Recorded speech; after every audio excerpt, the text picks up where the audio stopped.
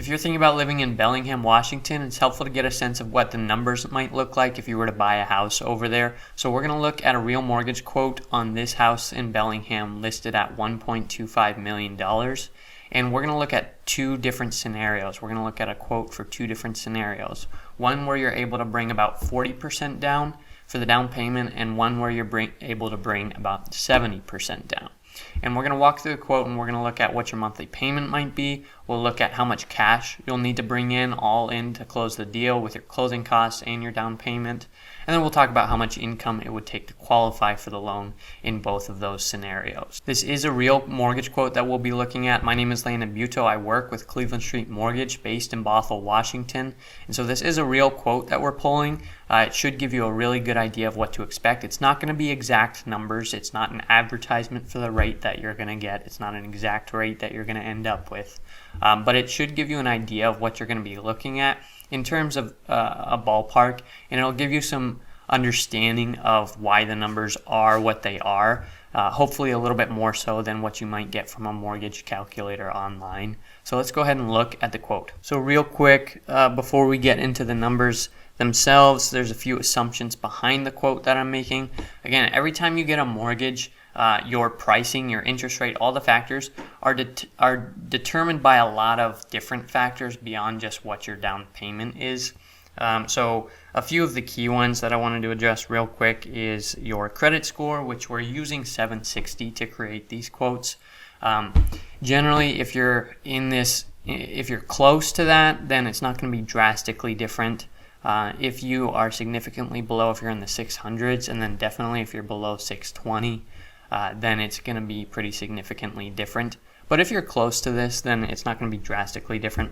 The way credit scores impact your mortgage is usually in 20-point increments. So if you're in 760 to 779, that's one pricing category. If you're in 780 plus, that's one pricing category. If you're in 740 to 759, that's one, and so on. So if you're around there, it's going to be close.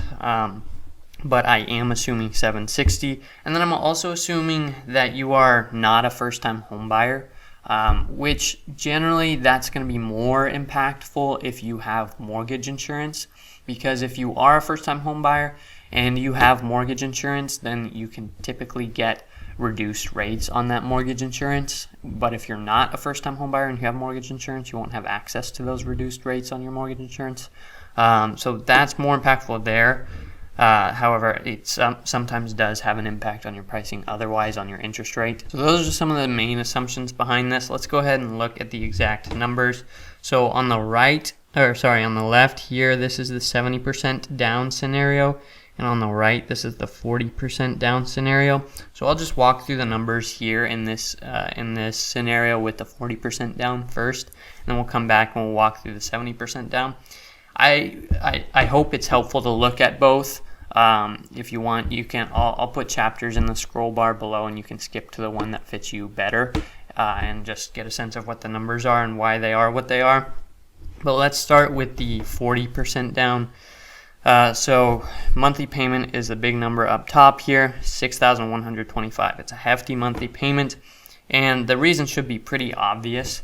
It's because it's a purchase price of $1.25 million, and we're only putting 4% down, which means that we have a loan amount of $750,000. So that's a hefty loan amount, even though it's amortized over 30 years. It's a hefty loan amount, and we're not at a low interest rate period, at least relative to the last few years. So that's why we have this pretty hefty monthly payment up top, and then the taxes are pretty hefty. So I'll show you here the components that go into your monthly payment. One is the homeowner's insurance. That's an estimate of $175. That might be a little low. I was a little low on that estimate. Possibly it might be closer to $200 a month, but really that's an estimate. Either way, it's going to vary. It's going to depend on who your provider is, and it's going to depend on what coverage you're getting. So that could vary a lot, but that should be a pretty reasonable expectation of what to expect on this price point. Taxes of $833, and again, that was pretty hefty. The county website didn't have numbers up for this property for this year, so I ended up using a past number or just slightly above the past number. So Zillow has it listed at 9,000 something, I think. I upped it to 10,000 per year because the property value has gone up. So I'm using $833 per month. That will be really close to what you're going to pay. It might not be the exact number, but that should be a really good estimate. And then principal and interest is the last component there. And again, it's just a fat loan amount. So one thing to note here is we're at $750,000 in the loan amount, and that is right below the limit of what makes it a conforming loan. The jumbo loan limit is something like $766,000 or something like that. So we are right below the conforming loan limit.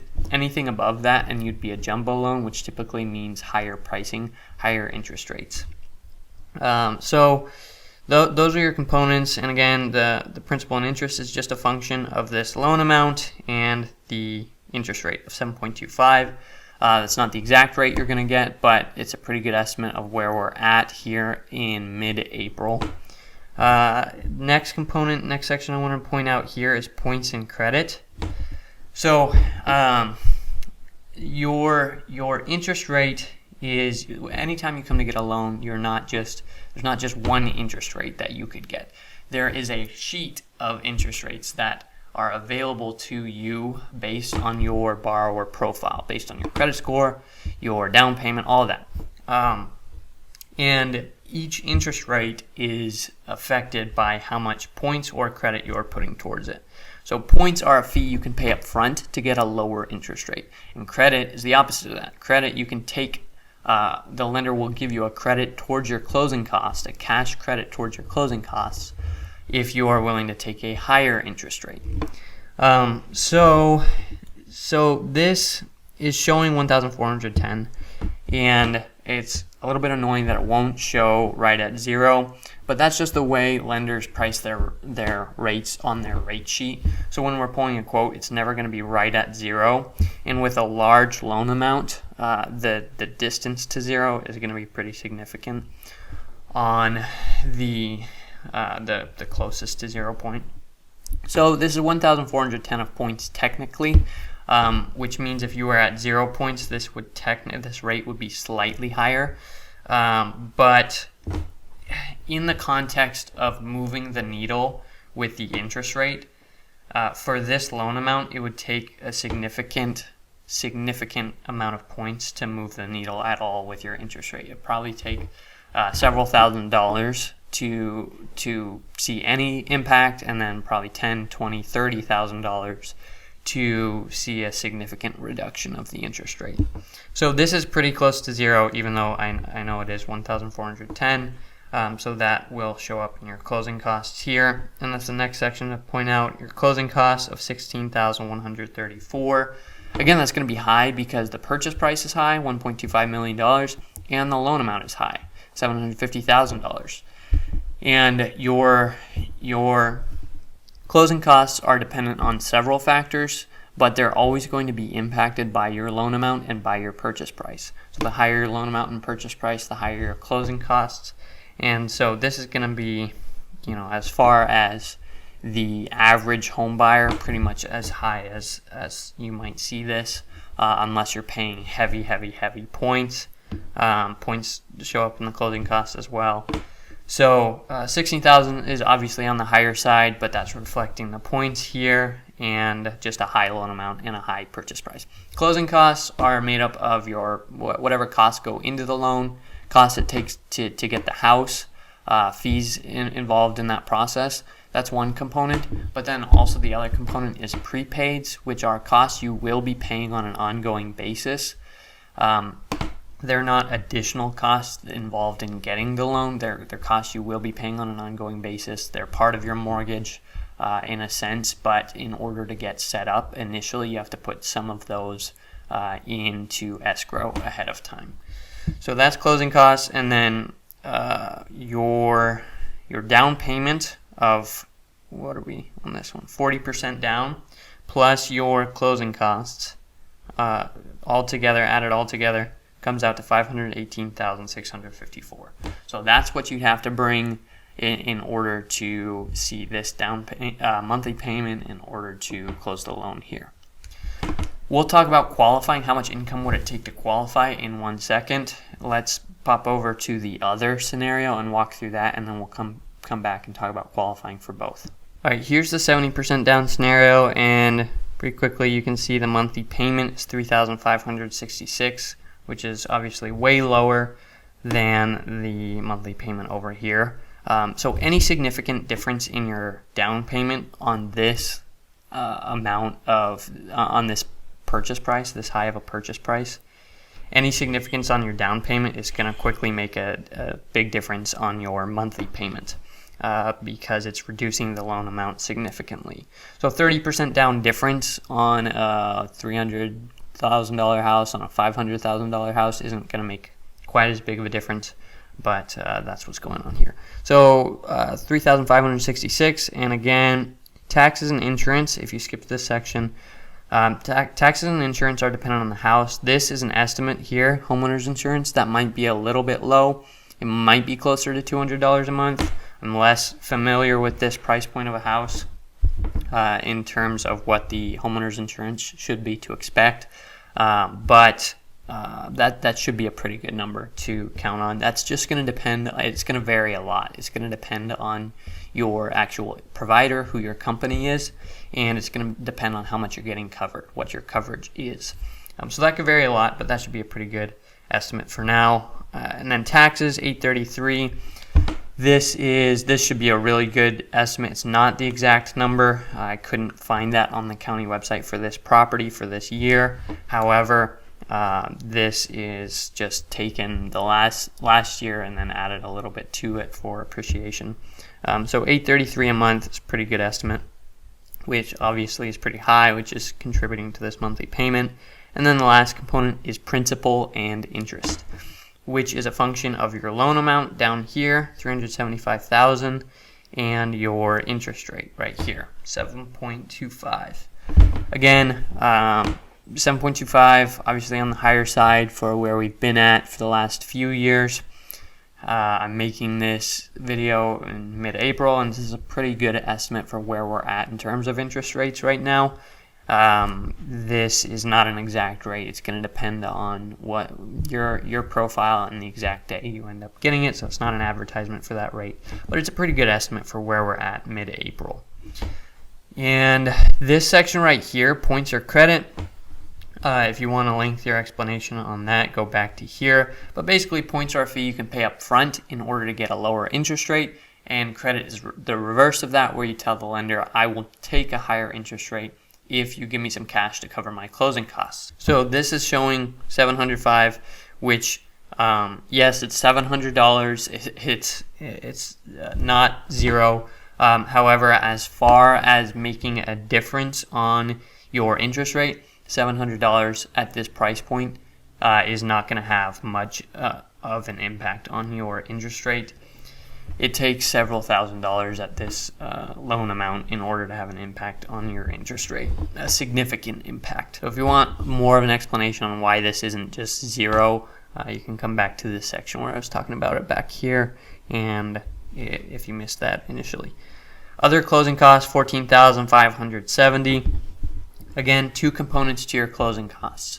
One is costs that it takes to get the house and get the loan, and the other is prepaids, costs that you're going to be paying on an ongoing basis, part of your mortgage, but you have to pay them. You have to pay some of those ahead of time. You have to put some of those in escrow ahead of time in order to get the loan set up before you've started your monthly payment where you are paying those costs. So these are things like prepaid interest, taxes and insurance that you're depositing ahead of time to get those paid before you're all set up and already paying your monthly payment. So that's prepaids, and then the other component is just costs to get the mortgage, costs to get the home. So $14,570, it is lower over here because it's a smaller loan amount, and your closing costs will be dependent on your loan amount. What this means is cash all in, cash you're going to have to bring to the table to lending, put in escrow in order to close this deal, is $891,385. That's your down payment of 70% plus your closing costs of $14,570.